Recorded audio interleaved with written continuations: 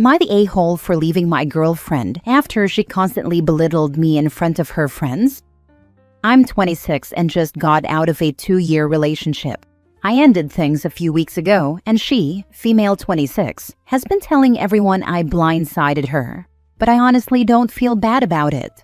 For most of the relationship, she had this habit of making me the joke around her friends. She'd call me soft for not being confrontational, make fun of my job, I'm an engineer, and even joked once that I was the woman in the relationship because I cook and clean more than her.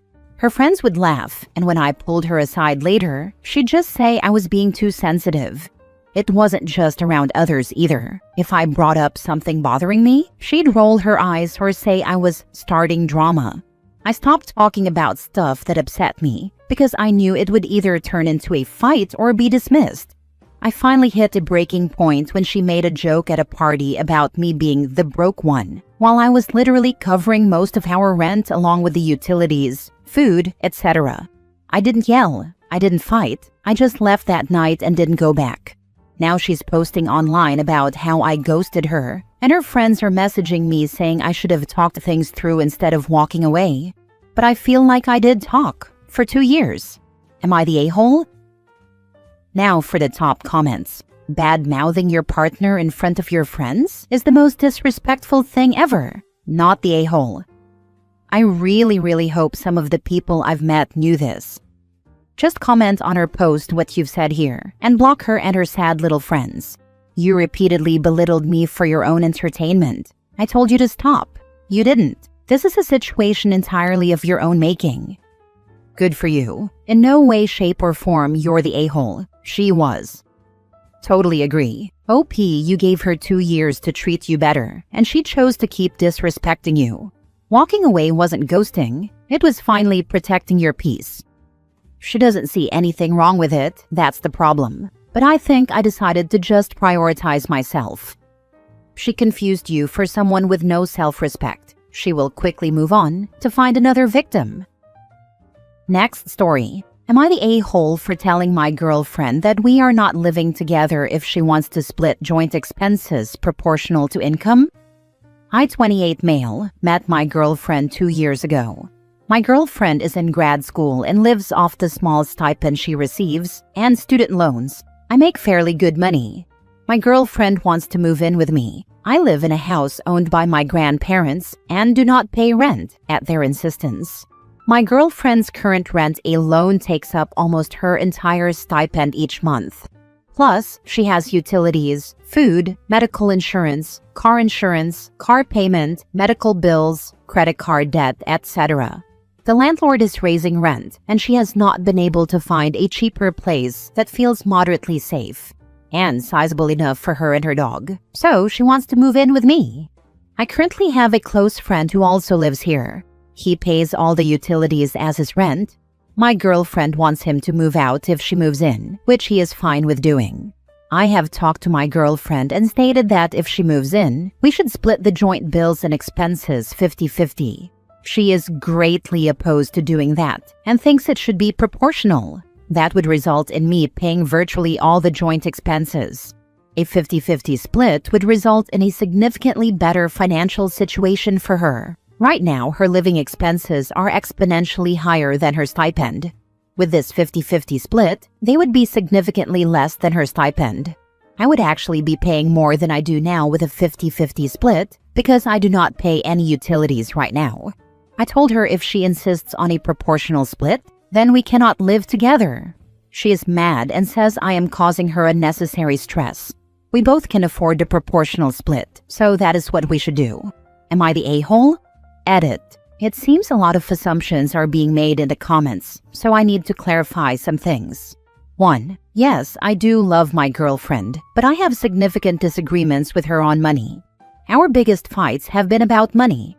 Every summer, she takes a trip somewhere and puts it on a credit card. Last year, she bought a new car. She has a $700 a month car payment that her mom has to help her out with. We have talked about these things. She gets defensive and tells me that I have no say over her money. 2. I am all about saving. I own a small contracting/construction company with a buddy. We started it not long before I met my girlfriend. In fact, I met her because I was doing some renovation work in her apartment complex. Basically, we are pinching pennies for the next couple of years to build up our nest egg and hire a staple of people. So every dollar counts. 3. If we were truly pooling our resources together, I would be okay with proportional, but that is not what we are doing. My girlfriend wants me to still have no say over how she spends money while doing a proportional expense setup. That is a problem for me. My girlfriend is a nurse and makes more than I do, which is a nice change for me. She makes good money, and in some but not all ways, her taste reflects that. And I respect it as it is her money. The arrangement we have is, we split things 50-50 when usage is equal, think internet and utilities. But we moved into a place that is nicer and more expensive than what I would have been fine with. So we pay proportional rent based on income. The same is true for activities and trips. It's an even split, unless it's something more expensive than what I would have gone for otherwise, at her behest. Then she pays a higher percentage of the cost. We are both reasonable people. We love and respect each other, and thus far it's worked out very well. The most important factor is the ability to talk through and negotiate a resolution that works for both parties. Even if it isn't 100% fair or whatever, both sides have to be okay with it. OP and his partner very obviously cannot find middle ground on the finances, and that is a huge red flag. In my opinion, if you're looking to build a life with someone, being aligned in your financial goals and philosophy is very important. I speak from experience. I was in a similar position with my girlfriend when I was studying, and she had an apartment. We even had the exact same fight of 50-50 versus proportional. Except the roles were reversed, with me wanting to pay at least 50%, while she insisted that she should pay more due to her earning more at the time. Yeah, we're married now. The big difference here is that you are both trying to put the other first. That's the sign of a relationship that will go the distance, in my opinion. What happens if she gets a better paying job than you in the future? Then the same 50-50 split applies, and he needs to be okay with that. Limao, this is pure facts. I had a girlfriend who wanted to split rent proportionally. I already paid the gas, electric, internet, YouTube, TV, Netflix, and bought groceries, and she never picked up a dinner check. I was like, we already are. She was still mad at me, lol. Next story. Am I the a-hole for telling husband he can leave me and our newborn, and it wouldn't impact our lives? My husband, 32 male, and I, 29 female, have been disagreeing lately about childcare for when I need to return to work full-time. He wants to rely on his parents and my mom to watch our 3-month-old son, and I want to enroll him in an infant program at a daycare. I do not want his parents to watch our son for many reasons, but the biggest being his parents aren't capable of watching a newborn for 9 hours, and the fact that they refuse to follow the updated safety guidelines for the prevention of SIDS.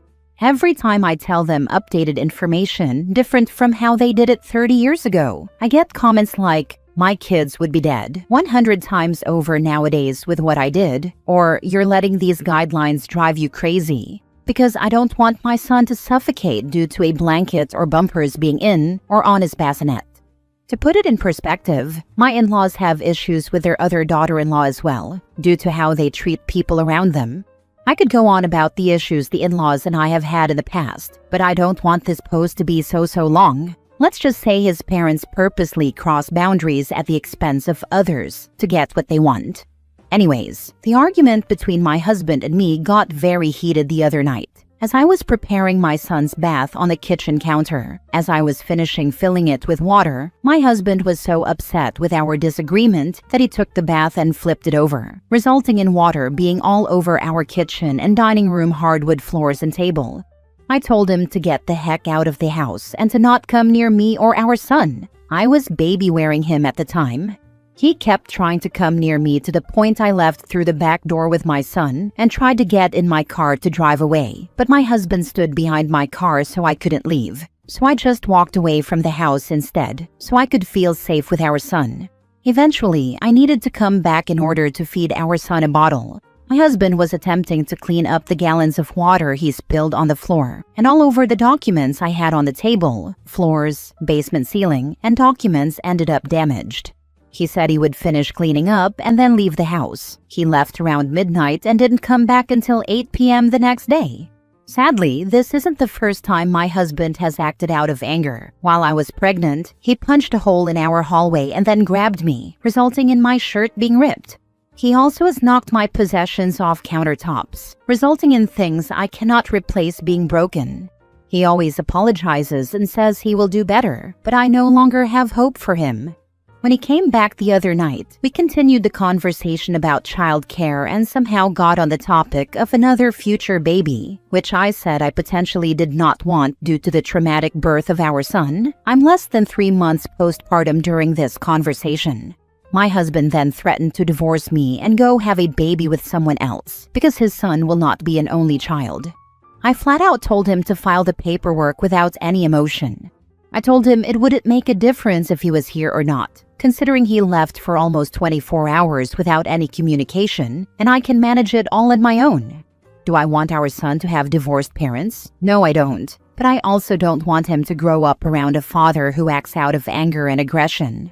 I just feel like I've been through enough with him, and for him to now threaten divorce over childcare and potentially not having another baby is absurd in my mind.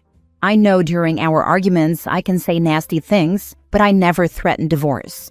Now a few days later, we are trying to continue talking about childcare, but my trust in him and his parents is almost non-existent due to his actions and words. I'm starting to feel like I am the a-hole because I said that him leaving wouldn't make a difference. Deep down, I do not want him to leave. But then I think about how, mid-typing this, I had to stop to go take out the garbage. It's 5 a.m. before collection, even though he said he did it before he went to bed. I just sometimes think he purposely is incompetent, so I just do everything. He says I won't have to coordinate with our parents on who's watching our son during the week and that he would do it. But I know that won't happen, and I will have to end up doing it. I just don't need the extra stress and would rather have something consistent. I just don't know what to do or if I am an a-hole for not wanting this life as it is right now for our son. Any advice or words of wisdom are welcome. Now for the comments. You have way bigger problems than childcare. Your relationship shows numerous red flags that you will eventually become a victim of DV, laying hands on you, tearing your shirt, throwing things when he is angry, punching walls, controlling who you can see, not allowing you to put your son in daycare, gaslighting and manipulating you by saying he will divorce you and have a child with someone else, controlling your movements, standing behind your car so you couldn't leave, careless disregard for the safety of your child, throwing the water while you were wearing the baby. I'm a former copper who worked in DV for years, and I'm telling you that you are not safe with him. If he doesn't leave, you should. He is violent, aggressive, and purposefully only damages and breaks your stuff, mementos, and documents during his rage blackouts. He tried putting his hands on you while you were pregnant, and now while you were holding your baby when he flipped the wash basin, and he wouldn't let you leave or feel safe. He is adamant about his parents watching your child when they refuse to follow medical advice about SIDS. Why are you with this person? Do you want your son to grow up around a parent who is violently abusive to his mother and towards him, and constantly puts his own child in unsafe situations? Please leave while you still can, or very soon because your birth control will conveniently fail, or his condom will break, or he'll force you and you'll be pregnant with baby number 2, and his abusive actions will keep escalating. You're not the a-hole with regards to him and wanting to divorce him, but the a-hole if you continue in this abusive relationship. Him punching the wall was just a warm-up. The next time it will be her, and soon. Last story. Am I the a-hole for refusing to keep teaching my boyfriend basic life skills? Me, 23 female, and my boyfriend, 25 male, moved in together a few weeks ago. He's always lived at home with his parents, where his mom did literally everything for him. Laundry, cooking, cleaning, all that. So when he moved in with me, he asked me to help him learn how to do things. And at first I thought it was kind of cute. I figured we'd start with cooking since it's a basic life skill and he does like food. So every night while I cooked, he'd hang around the kitchen helping in small ways while I explained what I was doing, how to chop stuff, when to season things, what to watch for on the stove. Then this week I found a few super simple recipes, things he already likes, and told him to try cooking on his own. He tried for a bit, then suddenly didn't know how to cut stuff, or said, "It just tastes better when you do it." And I ended up stepping in, like always. And it's not just cooking either. I've been doing most of the laundry, cleaning the bathroom, picking up after him, even reminding him to take the trash out. When I ask him to help, he gives me this look like he's never even heard of a vacuum cleaner before. Sometimes he'll start something, then get kind of stuck or confused, and just wait for me to finish it. And sometimes he just doesn't do it at all. It feels like he's kind of pretending not to know how, and knows if he waits long enough, I'll just do it myself.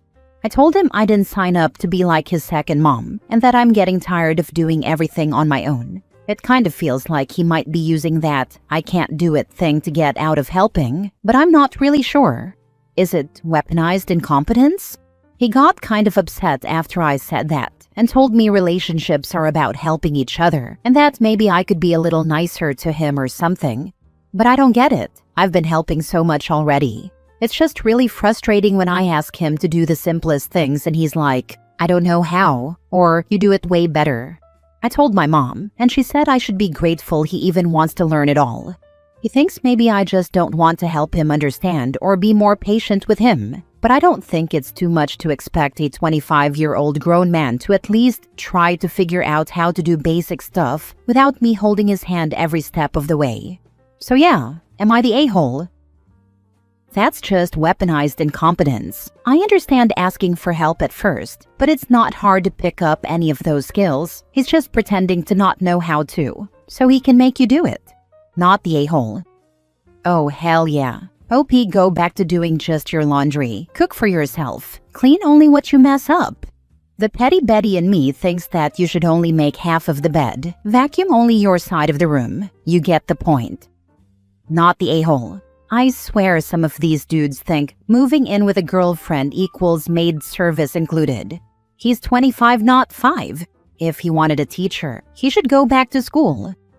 This is also why women are so hesitant to date men who still live at home. There's nothing inherently wrong with it, but why take the risk the person is going to treat you like Bang Mom Maid 2.0? Even grown men who own houses suddenly forget stuff when their girlfriend moves in. The trend is shocking. Like, how were you living all by yourself before she moved in? It's crazy. You're the a-hole for still doing it. Stop feeding him and doing his laundry.